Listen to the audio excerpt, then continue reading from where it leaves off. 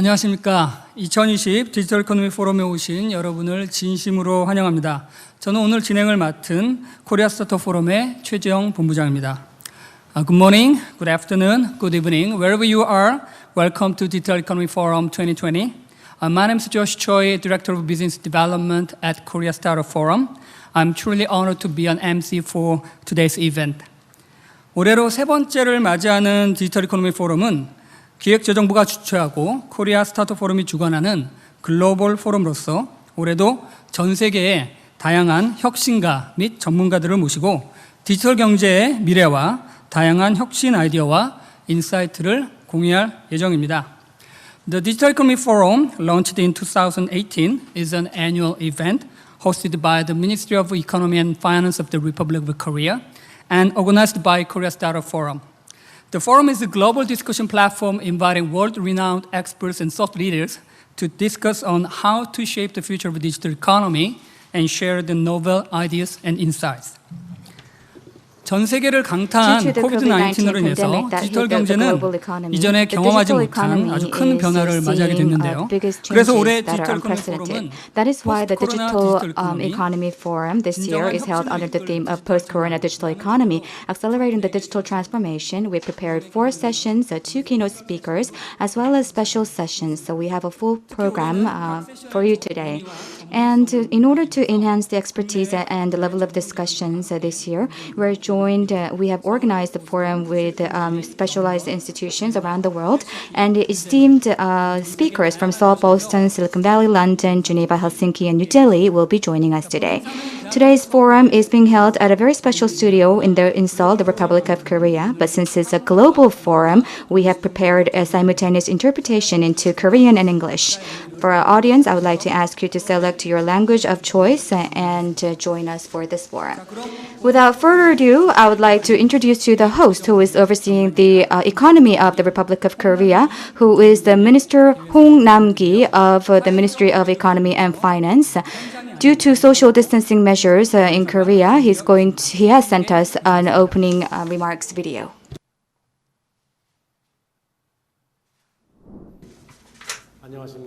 Good morning. First of all, it is my great pleasure to appreciate the guests of honor, including President Seunggun of Korea Startup Forum, Peter Diamandis, Dean of Singularity University, our keynote speaker today, Director Andrew Wikoff of Science, Technology, and Innovation from OECD. Thank you for being with us in this forum.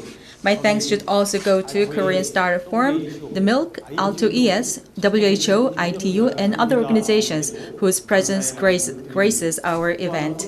And our participants online from the other side of the screen in this forum, which is aired because of the pandemic situation. How exciting and pleasing to see you, though, via video. The Ministry of Economy and Finance, since 2011, had held the International Forum Industry Economy, discussing global economic and industrial changes and the policy implications. 2018 saw its expansion to Digital Economy Forum, focusing our attention on the coming digital economy. This year, in this particular situation of COVID-19, we are here to discuss under the theme of Post-Corona Digital Economy, Accelerating Digital Transformation for Genuine Innovation. Economies and societies across the world had not been strangers to digitalization even before the pandemic, but after this, the speed has been accelerated. Although the global village under lockdown and social distancing is minimizing physical contact among people, paradoxically, online contacts are becoming more and more frequent. Smartphones work as devices for easy remittance and payment in daily lives. 5G and AI are utilized for drones, robots, and autonomous driving. The world is faced with the digital waves, where remote medical care, work from home, and remote education have become household words. We've seen 2 years of worth of digital transformation in 2 months, said a CEO of a global digital leading company who explained how fast the velocity of transformation is. How we can cope with this digital trend is our most immediate challenge. Depending on our responses and capabilities, our future will be diverged to a great degree. Especially, Korea has low fertility and fast-aging population, more serious than ever before, and structural changes of the economy are widening. Thus, the importance of digital economy cannot be too much emphasized. Respectable guests of honor, there is a saying that a journey or an exploration is to make our own way forward and to move into the unknown, challenging the ignorance of our own. Although we do not know where the digitalization will take us in the end, we must continue our journey and exploration of venturing into the unknown world of digital economy. We need to improve our understanding on the changes caused by digital transformation and to use our wisdom to solve challenges therefrom. Hence, I would like to take a few moments to explain the ways of facing such transformation in the three forces that we need to focus on with some Korean government's best practices. First is the force of innovation to allow digital transformation and competitions to speed up. For the private sector to be the main player on the forefront of digital economy, what the government should do is to expand digital infrastructure and abolish regulations in order to help blossom innovations. Under that spirit, the Korean government, in July this year, announced the National Development Strategy of Comprehensive Korean-Style New Deal Plan to jump to a leader in the post-corona era. Among the three pillars, the first is the Digital New Deal. As Korea is well known for the ICT, we can make intensive investment into the digital economy infrastructure with a view to preemptively leading the digital trend being sped up by the pandemic aftermath. 5G superways and other digital highway will be upgraded, and the data shall be collected, opened, and used fast in the so-called data dam, the essence of digital economy, that is DNA ecology, standing for data, network, and AI, will be built to go along with and converge with the entire industry. Not content with financial investment, we will further our efforts in easing old institutions so that the outdated rules will change into the right outfit for a digital economy. The second is force of engagement, to bridge the gap arising from the process of digital transformation. If AI and robots are replacing the human labor, they will leave some classes of people jobless, and the digitally vulnerable will be isolated from the society, and the digital divide will further exacerbate the economic disparity. At this juncture, we want to look back and take a lesson from the 19th century Industrial Revolution with drastic changes and even the Luddite movement. Finding inclusive and balanced solutions for all walks of life to adapt to changes is a common challenge for all of us to solve together. The Korean government, under this fast digitizing environment, puts top priority on the policy to make dense network of employment and social safety in which the vulnerable can get decent jobs and cannot be excluded from the society. We are not only making investment in human resources to enhance the digital capabilities of the public, but also diversifying our initiatives to raise digital access for the marginalized. The last and the third force is that of mutual growth that brings a win-win through conflict management.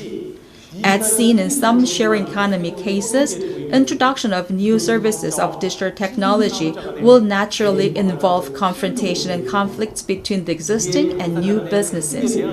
Potential conflicts among the interested parties should be preceded by social consensus so that we can guarantee the transformation to digital economy and the growth thereafter.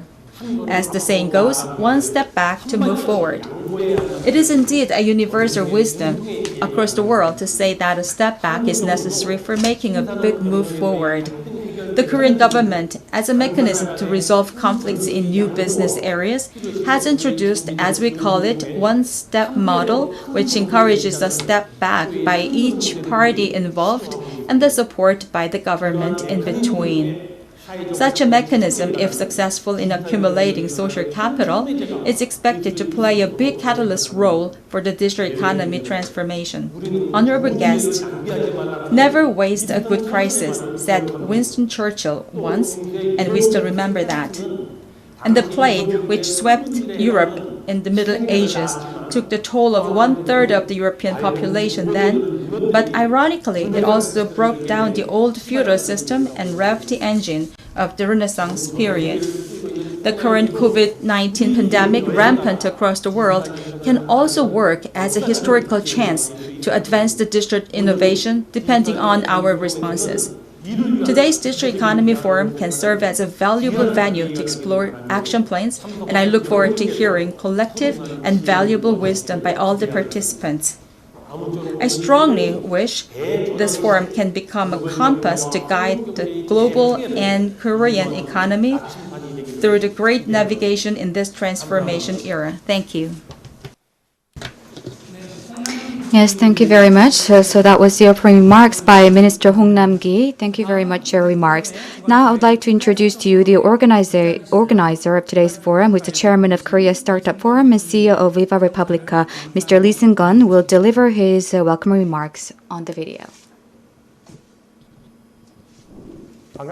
Good morning. I am Seunggun Lee, chairman of Korea Startup Forum and CEO of Viva Republica.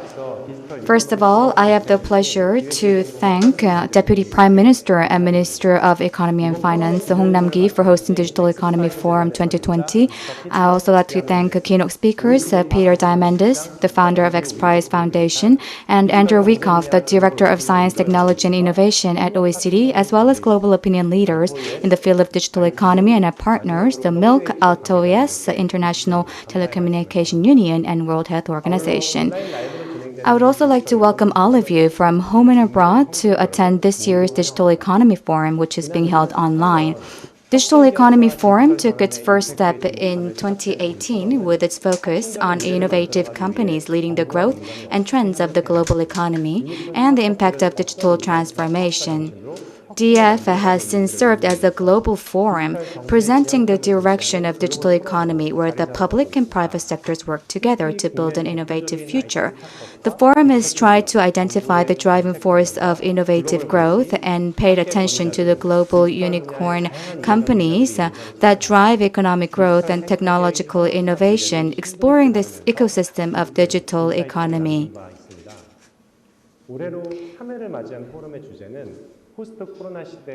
So this year, we're going to hold the third Digital Economy Forum under the theme Post-Corona Digital Economy, Accelerating Digital Transformation for Genuine Innovation. And in the face of the unprecedented, rapidly changing global pandemic landscape resulting from the coronavirus pandemic, we are seeing unprecedented changes in finance, education, healthcare, employment, and consumption.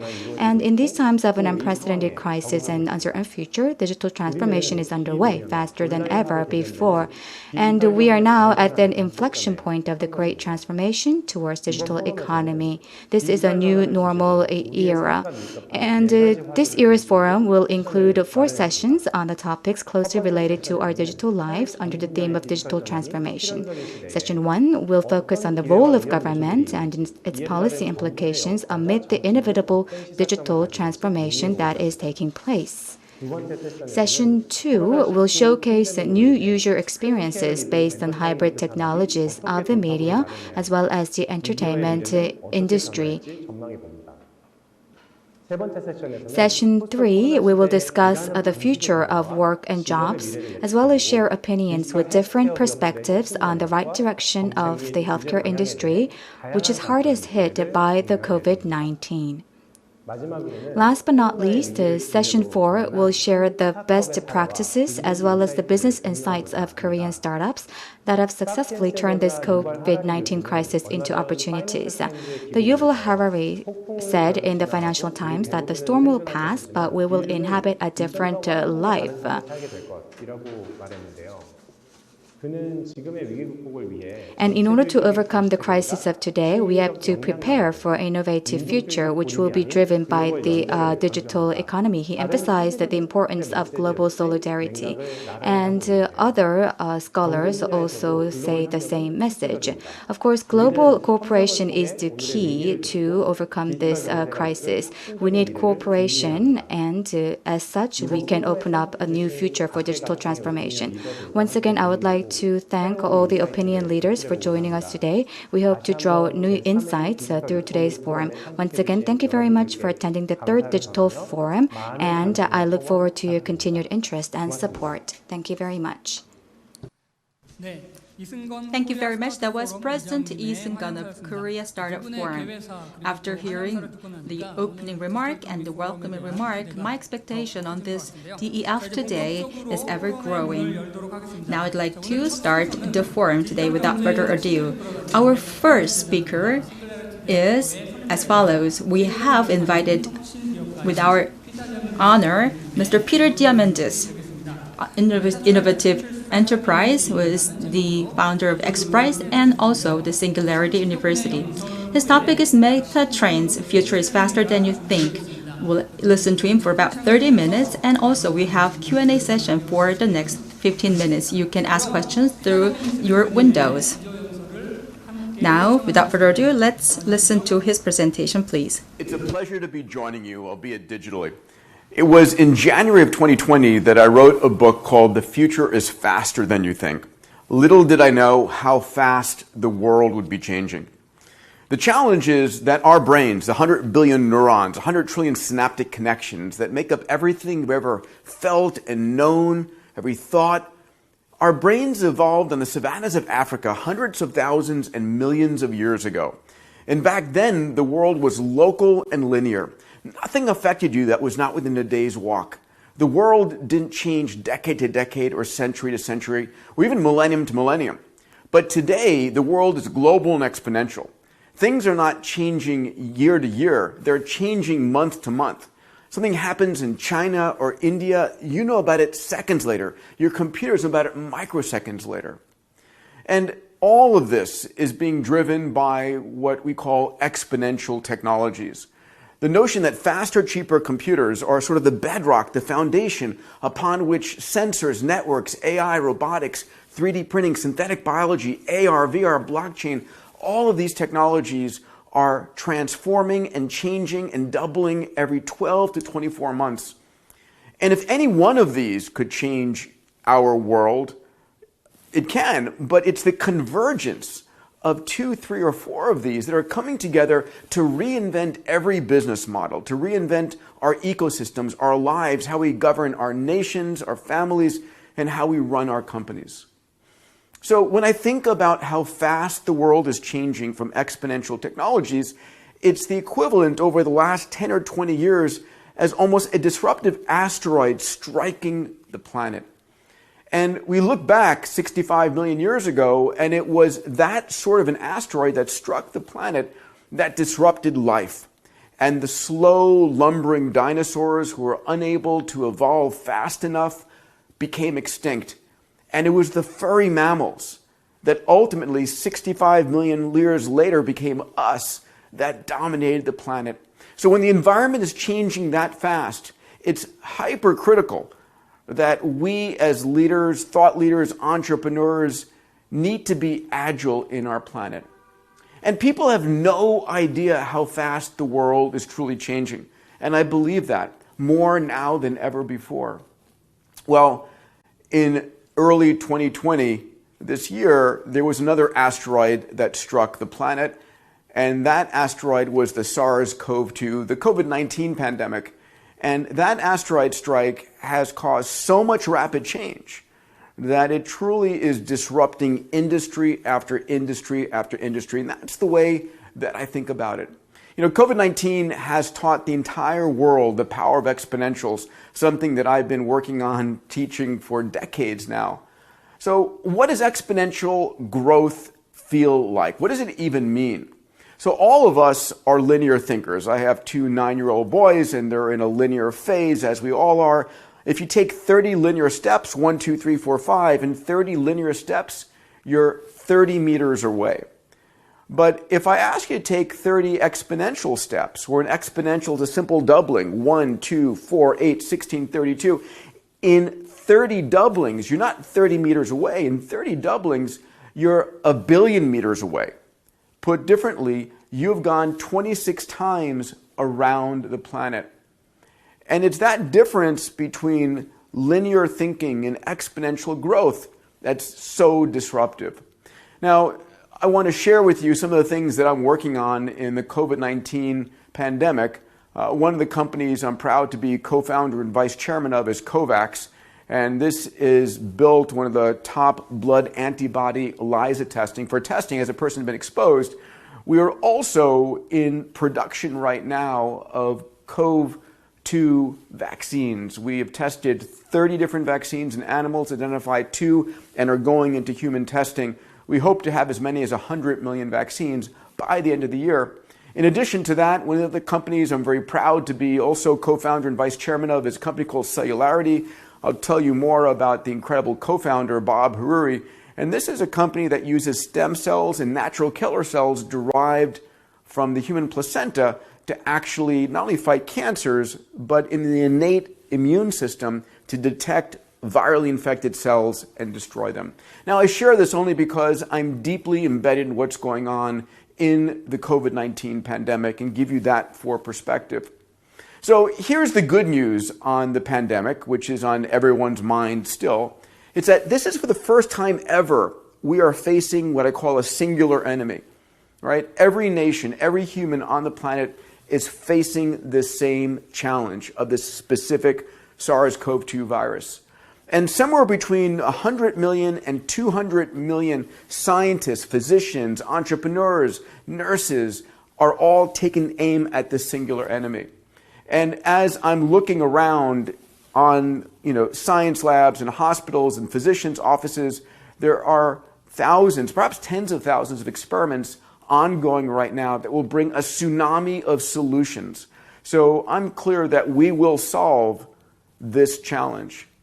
Other point is it could have been much worse. This particular pandemic, we still don't know what the mortality rate is. We don't know what the denominator is, the number of people who are infected.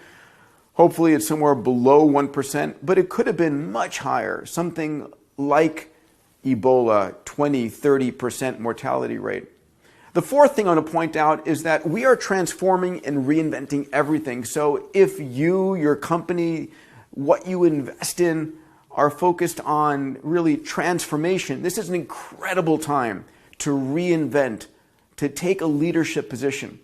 And then finally, it's an opportunity to evolve your business. So if there's been a part of the business that has been slow and sluggish like those dinosaurs, it's time to kill it off and let the furry mammals come into existence, right? To take your attention, your capital, and that of your team and focus it on an exponential opportunity. Now, the bad news, of course, is that every industry and business model is transforming fast. And depending on where you are in this process, we're going to see 3 to 5 years of change in 3 to 5 months. So all the slow and old school plays will fail in retail and restaurants, commercial, real estate, education, healthcare, events. Many other industries are transforming super fast. Now, I teach about something I call the 6 Ds of exponential technologies, that whatever we digitize enters a period of slow, deceptive growth. But then all of a sudden, 30 doublings later, it's 1 billion times better, and it's disruptive. And ultimately, it dematerializes, demonetizes, and democratizes products and services. So what does that mean? Here we see it. 20 years later, all of these things fit in your pocket. They've become ones and zeros. They're dematerialized. Right? This is why Radio Shack no longer exists. And when you dematerialize a product and service and it's ones and zeros, the cost of replicating it or transmitting it is effectively zero. So we're demonetizing all of these products and services. And ultimately, because they can be sent anywhere, we're democratizing them. So when I'm in the boardrooms of any companies or looking at where I invest my capital, I'm thinking about, okay, how are you digitizing, dematerializing, demonetizing, and democratizing your products and services? So here's a question. How fast can the world change, right? And we're feeling that right now. This is retail back in the year 2006. You can see Sears and JCPenney and Nordstrom's and Macy's and Best Buy. And down at the bottom is that small company called Amazon, $17 billion. Now, if you'd gone to the CEOs of all these companies and say, listen, this Amazon company is going to eat your lunch, they would have laughed at you. But of course, 10 years later, minus 94%, minus 90%, minus 70%, minus almost 3,000%. But of course, that was back in 2016. Today, Amazon is at $1.2 trillion and eating up and down the food chain into all of its adjacencies. So now the question is, where is this coming from? We're going from I've got an idea to I run a billion-dollar company faster than any time ever in human history. And this really, truly is happening as a result of exponential technologies. So companies like YouTube, Instagram, Dropbox, Uber, all the way to Airbnb, all these companies have gone from literally a startup to a multi-billion-dollar company in a handful of years.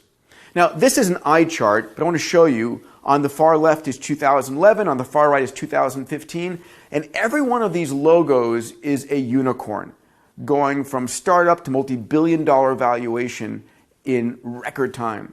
Now, the thing I want to point out is that the concentration of these unicorns in 2015, and I don't have an updated chart for you, but it's continuing to accelerate because, again, the ability for an entrepreneur to come up with an idea, test it, and scale it is incredible. So now the question is, how fast can things change in just 5 months' time? Well, we've all been living on Zoom fatigue, and just check this out, right? From December, going from 10 million actual daily users to 300 million daily users, it's a $47 billion market cap. And what it's done is digitize, dematerialize, and demonetize travel. So Zoom today is worth more than the next 7 largest airlines around the world. So let's take a look at some of the meta trends coming our way. These are some of the big things that as entrepreneurs, as leaders, as investors, we need to be thinking about. The first is that we're about to connect everyone, everywhere at gigabit connection speeds. So our cell phones up until now and through today have been 4G, right? 100 megabits per second. But what's rolled out over the last 12 months and rolling out with tremendous acceleration is 5G around the world. This means that we're going to have our mobile devices connecting at multi-100 megabit and multi-gigabit connection speeds. Now, this is growing like kudzu on the face of our planet. And above our planet is a number of constellations of satellites covering every square meter on the planet. Most famously is Starlink, that's being launched right now by SpaceX. They have 20 launches dedicated to putting up Starlink in the year 2020. The goal is 12,000 satellites minimum, as many as 42,000 satellites covering every square meter in multi-100 megabit and ultimately gigabit connection speeds. Really, whether it's the top of Mount Everest or the Gobi Desert, there's no place that you're not going to be connected. So what this means is we're going from a planet that was back in 2018, half the world connected, to a world in the next 5 years where we're connecting every single human on the planet. We're putting 4.2 billion new minds into the global conversation, right? We're connecting 4.2 billion minds who are coming online, not like I did on AOL at 9600 baud. They're coming online at multi-100 megabit connection speeds with access to the world's knowledge on Google or Baidu. So what are these 4 billion new minds going to create, discover, desire, invent? They represent tens of trillions of dollars flowing into the global economy. And they also represent this uptick in innovation that is coming. Okay, in addition to connecting every single human on the planet and all digital devices, we have a meta trend of increasing human-robot collaboration. So we're about to see a whole new generation of delivery robots. This is Starship that is deploying across college campuses, but these robots are going to be delivering your meals from your local restaurants to your doorstep, especially under the restrictions of COVID-19. We have a whole series of drone delivery services coming as well. But besides these robots, here's another robot. Boston Dynamics is an incredible company. It's now owned by Masa-san at SoftBank, used to be owned by Google, started by an MIT professor who's brilliant, Dr. Mark Rabert. And every year, these robots get better and better, not because the sensors or the actuators, but because of the machine learning that helps them act and behave more human. Let's take a look at what is possible with the Atlas robot just a few months ago.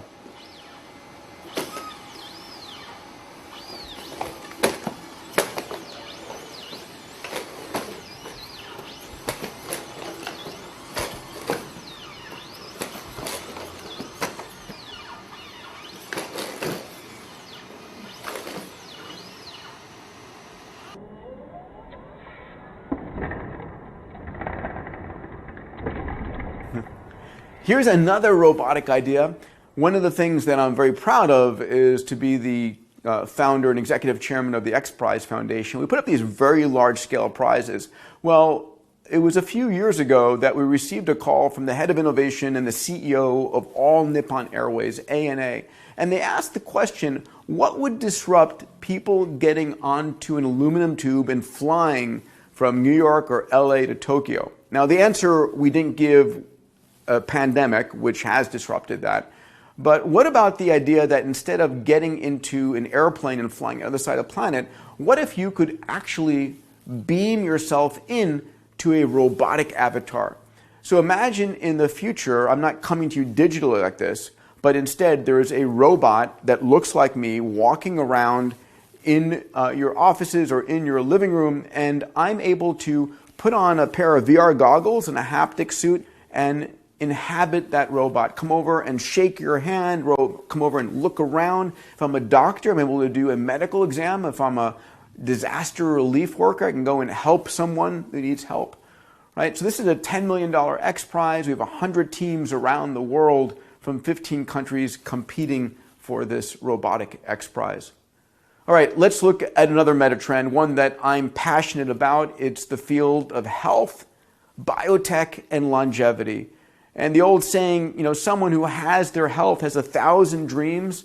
The man or woman does not has but one dream. So I think there's nothing more important. And so I'm spending a lot of my time in this realm. So a few extraordinary things going on. We have truly learned how to read and write and edit the genome of the human body. We have 3.2 billion genes in our body. When I was back in medical school at Harvard and MIT, I was working on this field of gene therapy. And it's taken 30 years to get to where we are now. But today, there are 20 gene therapy treatments that are approved by the FDA and 400 trials going on. And what a gene therapy treatment, it's nothing less than magical, where you take a virus vector, and this is a friendly virus that you've tamed, and you take the correct gene that a person might be missing, or the need for an extra copy of that gene, you put it into the virus, and the virus is injected into the body, and it goes to the right cells, the muscle cells, the kidney cells, the blood cells, whatever it might be, and injects the proper copy into your body. So gene therapy is extraordinary. Another field is something we've all heard about. It's CRISPR technology, the ability to go in and edit precisely just one letter of the 3.2 billion letters that are the code for life that run you as an operating system. And most recently, out of MIT and Harvard, the Broad Institute, is something called prime editing that is so precise that it has the potential to correct 89% of genetic defects. I mean, that's incredible. And so the promise of CRISPR and gene therapy is to fight cancers, to solve genetic defects, to cure HIV and AIDS, to be our next antibiotic against MERS or other antibacterials, anti-aging. It's just amazing right now. So one of my areas of passion in all of this is, how do I add 20 or 30 healthy years onto your life? Again, we still can't take it with us. So as we begin to age, and I'm in my 50s right now, so I'm looking at this for myself, my family, my friends, my mission is to make 100 years old the new 60. And the technology to enable that is finally coming online. So how do we think about this, right? So one of the challenges is that we're all optimists about what's going on in our bodies. So one of the companies I had a chance to co-found, it's called the Health Nucleus. It's in San Diego. It's opening up facilities in LA and San Francisco. And when you go there, it's about a 4-hour visit. We sequence your entire genome, all 3.2 billion letters, your microbiome. We do a full body MRI, a brain MRI, brain vasculature, a coronary CT, a lung CT. We generate about 150 gigabytes of data about you that then gets fed to a machine learning and data mining algorithms. And our mission is to find out what's going on inside your body. Most of us don't know. And then one day you end up at the hospital with a pain in your side. And we've all had friends who have passed away unexpectedly from this disease or that disease. Well, we just published our findings for the first 1,200 patients who have gone through the health nucleus. And incredibly, these were all seemingly healthy men and women in their 50s, 60s, and 70s who could afford the top healthcare on the planet. And they all thought they were fine. 1.7% we found a confirmed cancer that they did not know about. 2.5% had a body, brain, or aortic aneurysm. 7% had moderate or severe cardiovascular risk. 16% aberrant cardiac structure or function. All in all, 14.4% had a significant life-saving finding. So unless we look, we don't find. And so this is where healthcare, which is today's sick care, is going to become proactive, personalized, and predictive.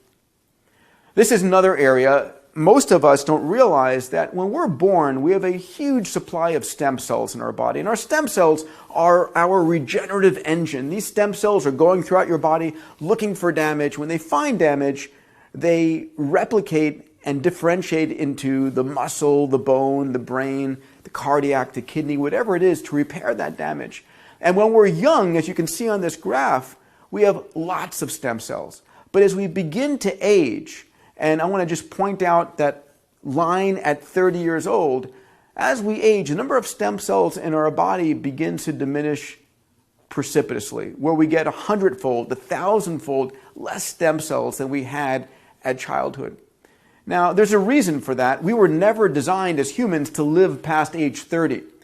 We were designed to be able to have a baby and help that child grow to childbearing years. And by the time we were 30, rather than stealing food from our grandchildren's mouths before food was abundant, the best thing we could do was to die and give our bits back to the environment. So our stem cell populations have fallen off. But today we're learning how to give stem cells back to an individual to replenish the regenerative engine. This is some of the work that I'm doing with Dr. Bob Harari at Cellularity. Here's another friend, Martine Rothblatt. She is extraordinary. Her mission at United Therapeutics is nothing less than to regrow organs. First, lungs, kidneys, heart, liver. Ultimately, we're going to have, in the next decade, an extra spare set of organs. All right. When I talked about that notion of asteroid strikes, that exponential technology was the first asteroid, and then COVID-19 was the most recent asteroid, there's another asteroid coming our way, and that's the impact of artificial intelligence. And I'm not coming at this from a dystopian standpoint that AI is the evil destroyer. It's that AI is going to change things so rapidly that many of us are not ready for it. So I want to give you my thoughts. There are going to be two kinds of companies at the end of this decade. Those that are fully using AI and those that are out of business. Here's a few other thoughts. This is Sundar, the CEO of Alphabet. He says artificial intelligence could have more profound implications for humanity than electricity or fire. And I think Sundar is absolutely right. This is from Elon Musk. Companies have to race to build AI, or they will be made uncompetitive. Essentially, if your competitor is racing to build AI, they will crush you. So the question ultimately is, are you doing what it takes to really inject AI into every aspect of your business? So here are some of the predictions. AI-driven companies will take $1.2 trillion from competitors this year in 2020. Let's take a look at 2021. AI is going to generate $2.9 trillion in business value and recover 6.2 billion hours of worker productivity by 2021. And then finally, by 2030, we're going to see the economy grow by $15 trillion based upon AI. So I want to show you a video. It's a video that I think is one of the most important videos that you should see and consume. DeepMind was purchased by Google about 5-6 years ago. They mostly were building games. They're now using neural networks, machine learning in pharmaceuticals. But famously, DeepMind built an AI called AlphaGo. And AlphaGo won against a guy named Lee Sedol, who was the all-time champion in the game of Go. Now, it was predicted that AI would win in this super difficult game of Go by about the year 2030. AlphaGo did it 12 years earlier. And what's extraordinary is that a year after that, they built something called AlphaZero that won against the original version of AlphaGo 100 games to 0. Let's take a look at this video. When we played against Lee Sedol, we actually had a system that had been trained on human data, on all of the millions of games that had been played by human experts. We eventually found a new algorithm, a much more elegant approach to the whole system. Instead of learning from human data, it learned from its own games, and that became a project which we called AlphaZero. Zero meaning having zero human knowledge in the loop. The next stage was to make it more general so that it could play any two-player game, not just Go, but things like chess, shogi, which is Japanese chess, and in fact any kind of two-player perfect information game. What we discovered was that actually this exceeded all of our expectations. AlphaZero could start in the morning playing completely randomly, and then by tea it would be superhuman level. By dinner it would be the strongest chess entity there's ever been. After about 8 or 9 hours, it was strong enough to be able to go out and defeat Stockfish, the incumbent world champion, a program which was vastly stronger than Deep Blue, the program which had previously defeated Kasparov. So when I look at that, I think, what else is a game? Is real estate investing a game? Stock market's a game? We are going to need to involve AI in partnership with humans in every single field. I think in the next 3 to 5 years, we're going to start seeing a requirement that all physicians do diagnostics in partnership with AI. That in fact, it'll be malpractice not to use AI. Now, what's going on at the same time is that the technology, the hardware on top of which these neural nets are being built is exploding. And NVIDIA just released something called the A100 GPU pack, which is 20 times the performance of its predecessors. And GPUs and systems like this are being used to do data crunching to develop vaccines to fight COVID-19. And we're going to all have AI brought to us, whether it's the next generation of HTC VR goggles or the Oculus VR goggles, both of which are going to double in resolution sometime in the next 6 to 12 months. Or the rumors are coming out for Apple's augmented reality glasses, maybe the spring of 2021 or early 2022. And it's going to transform what we see and how we learn and how we interact with our environment. But I want to share with you something to close out with that is amazing. And I'm fond of this phrase that the day before something is truly a breakthrough, it's a crazy idea. And so I ask companies all the time, where inside your organization are you trying crazy ideas or anticipating crazy ideas? Because if you're not, you're stuck in incrementalism instead of truly into breakthroughs. So the crazy idea I want to speak about and close out on is the concept of brain-computer interface. That we are on the verge of connecting our neocortex, or 100 billion neurons, to the cloud. In the same way that your cell phone, when it has a difficult calculation, doesn't do it on the cell phone. Your cell phone uses 4G and eventually 5G to go out to the edge of the cloud, do the calculations, and bring the results back. Our brains will do the same. And so in the last 12 months, we've seen incredible technologies coming online. This is one that uses these rice-sized brain implants that can each transmit 10 megabits per second from the brain out to the cloud. This is a woman who is blind, who put this array on her visual cortex and can now see. Her vision is restored. But what is most powerful is that last summer, we saw the announcement of Neuralink. Neuralink is one of Elon Musk's companies in which he has committed to connecting the human brain to the cloud. What you see in the center there is a small little chip. 10 of those chips implanted onto the surface of the brain generate a 2 gigabit connection speed to the cloud. That machine on the right of your screen is actually built that's able to go in through an incision into the brain and insert 1,000 plus connections from that chip onto the neocortex of your brain. Now, these chips are already in primates, and they've announced their plans to be in humans by the end of this year. So there we have it, a series of meta-trends going on around the world at the same time that the COVID-19 pandemic is forcing us to digitize our lives. Now, for many, this change and this rate of change is scary. But I want to remind you that we're living during an extraordinary time and that a negative mind will never give you a positive life.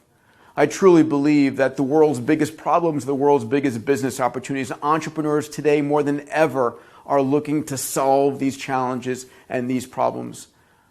I am so honored to have a chance to share my thoughts, my passions with you. If you'd like a copy of these slides, just send an email to keynote@diamandis.com. My server will send them to you. Please share them with your kids, your coworkers, your friends. You know, I'm proud of the work that we're doing at Abundance 360, at Singularity University, at XPrize, and I thank you for your attention. It's a pleasure to share with you what I'm so passionate about. 네, 감사합니다. 예, 다시 한번 정말 멋진 기조 연설을 해주신 피터. Thank you very much. That was great keynote speech. Once again, I'd like to extend my warm appreciation for his wonderful keynote speech. And we're going to have our Q&A session. So we'd like to have the Q&A session with Mr. Peter Diamandis. I'm going to speak in English from now on for the better communication with him. And then I'm going to have the translation into Korean as well. So are we having him here now? 자, 대표님 잘 들리십니까? Can you hear me? Good morning. Good morning. Good morning, Good yes. morning. Yeah, good evening. Right, yeah. First of all, thank you very much for your great keynote speech, and it was really, really inspiring and insightful. So let us start a Q&A session here. Okay. So actually, I brought your book today. Can you see it? I can see it. Can I sign it? Can I sign it for you? Yeah, it was very interesting. All right. So in this book, and also in your presentation today, you introduced a lot of interesting examples of exponential technologies. But I also think, and it is also, I mean, even more important for us to make our institution, policy, and legal framework, scope with these technologies, proactively. So, for example, as you said, we all would enjoy the longevity, thanks to the exponential digital healthcare technology, but it would mean that our life without a job even will be longer, and also with the high speed growth of AI, probably a lot of jobs also will be disappearing. So how much actually do you think the government and policymakers are ready to deal with these issues, and how much they are ready to adjust our social economic system to these radical changes? So this is my first question. It's an excellent question. And I think here's the challenge. Humans don't like change. We don't like dramatic change. When we wake up in the morning, we like it that the world is the same as it was the night before. And in our world, governments are the stabilizing force that help maintain stability. And they do a very good job at that. But we're living in a world of exponential growth, and the only constant is change. And so the reality is that some smaller, more nimble governments are more agile and able to change. Other governments are slower and cannot support change. But I think agility, the ability of a government to really work with the leading industries, in this case, the government of South Korea with Samsung, to understand where the world is going and to help get us there.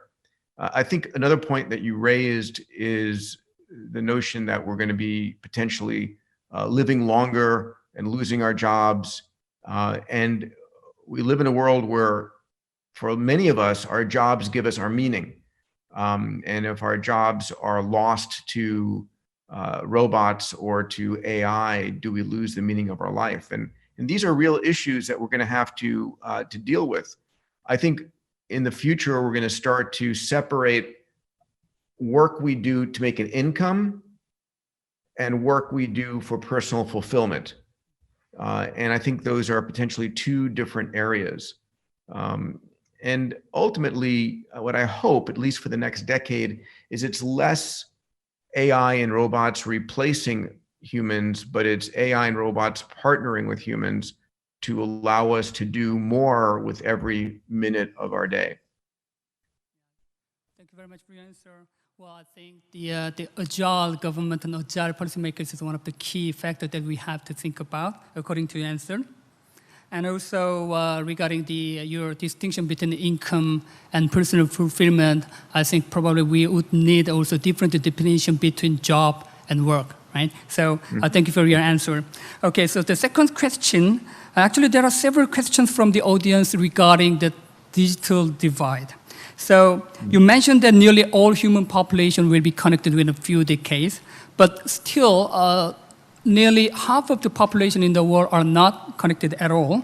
And so while we can see this amazing new exponential technology on one part of the world, but there's still a big gap in developing world. And some people really concerned this kind of exponential technology and development even make this divide bigger. So my question is, how can we really achieve a balance between the development of this cutting-edge technology and also access for the unprivileged people to the technology and their benefits?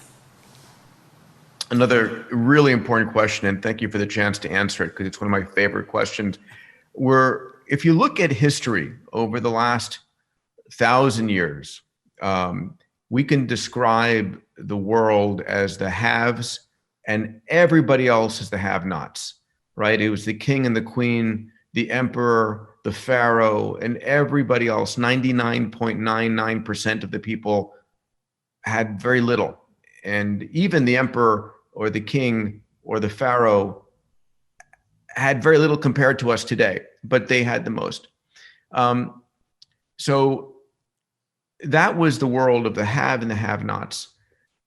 Where we're going, in my mind, is a world of haves and super haves. In other words, the notion that we're working towards a world in which we're able to uplift the needs of every man, woman, and child on the planet. These exponential technologies give us the ability to create a world where every child, using artificial intelligence for education or for healthcare, has the best education possible, the best healthcare possible. One of the things that's also very true is that the poorest countries in the world are the sunniest countries in the world and have the potential for all of the energy needs, right? The earth is bathed in 8,000 times more energy from the sun than we consume as a species. And a country that is rich in energy and the cost of energy production is rapidly plummeting. Storage is coming along a little slower, but we'll get there. But if you have energy abundance, you then have the ability to have clean water abundance, and half the diseases of humanity are due to unclean drinking water.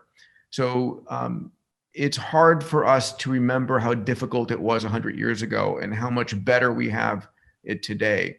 But I think this is the continuous process. We're creating more and more access to food, water, energy, healthcare, education, entertainment for more and more people on the planet. Yeah, thank you very much. I think to achieve this also, the global solidarity and the cooperation is also very, very important. Okay, some questions are from the audience. So one of the questions that I really wanted to pay attention to is that, well, here, yeah. So considering all these fast changes, and then it will be very essential for us to think about how to shape the future of digital, shape the future for the next generation. But a lot of people really are concerned whether the current education system is really ready and appropriate for the next generation to be better prepared for the future. So what do you think is the most important part that the education policymakers should think about, and how should the current education system will be transformed? Great question. I have two 9-year-old boys, so I think about this a lot. Yeah, definitely. And I think that our education system globally really has not changed in a couple of hundred years. The majority of the educational system, it's still one person on the stage speaking to an audience of students. Half the students are bored, half the students are lost. And there's no question that where we're heading is a world where we can personalize education for every student in a way that is extraordinary. And this is the convergence of technologies. It's a number of technologies coming together. In this case, it will be artificial intelligence. It will be technologies like virtual reality, technologies even like gaming, right? I think about this where when you're a student, you start with 100% as your score.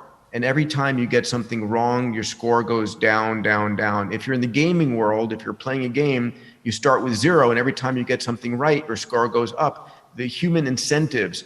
We need to reinvent education. And it's something which a number of entrepreneurs, I think one of the benefits of COVID-19 is it's going to disrupt both healthcare and education. We have many platforms. I have a venture fund, about $250 million, and I'm seeing business plans of how to reinvent education. One of the future elements of education that I imagine is if I wanted my grandparents came from Greece, if I wanted my children to learn about the ancient history of Greece, in the future they put on a VR goggles and they look over there and they see Plato sitting on a piece of marble, and they go and speak to Plato and they walk around with him and they talk to him and they experience living what it's like in ancient Greece or Rome or Seoul or wherever it might be, in a way that we learn by full immersion experience, I think will be an extraordinary way. But ultimately, when I think about what's the most important thing for teaching our kids, it's number one, it has nothing to do with technology. Number one, it is helping our kids find their passion. What are they passionate about? Number two, it's helping them ask great questions. I think in this world where we can know anything, anytime, anywhere, it's the quality of the questions you ask that's most important. And the third, for at least for myself and my kids, is what we call grit, not giving up, continuing and not giving up. Right. Well, especially the last part that you mentioned, the 3 really important elements of education is very inspiring, because it sounds like in order to make a really digital transformation, we need a very robust, strong analog foundation, which means that we have to really build our future generation with a proper mindset and philosophy and passion. So yeah, that's a very interesting answer. Okay, probably it would be the last question given the little limited time we have. So I'm just going to read this question as it is here. So you seem confident that pandemic will provide numerous opportunities, especially for startups, and will come out of the pandemic better off than before. But are there any negative effects of COVID-19 which we have to be concerned? Well, I think there are negative impacts of COVID-19, obviously, to those people whose health and whose economics it has severely impacted. A lot of people are suffering from that. I think one of the most challenging things is its exposure of where we're weak, exposure of where our systems were not prepared for this. I also see one of the things I've really have taken personal pride and pleasure in watching is the globalization of the world, where we are really building a global economy. And I think COVID-19 caused a number of countries to pull back on their supply chains and nationalize production and distribution inside their country. I do think that what we're doing right now, we're connecting on the Zoom platform, will allow us to globalize the workforce, so that if there's a brilliant scientist, engineer, executive in Seoul that I want to hire on my team, I can do that because I'm talking to you as I would be talking to someone a kilometer away here in Los Angeles, where I'm broadcasting from. So that's interesting, right? Where we might globalize the workforce more, even while we nationalize some of the supply chain elements.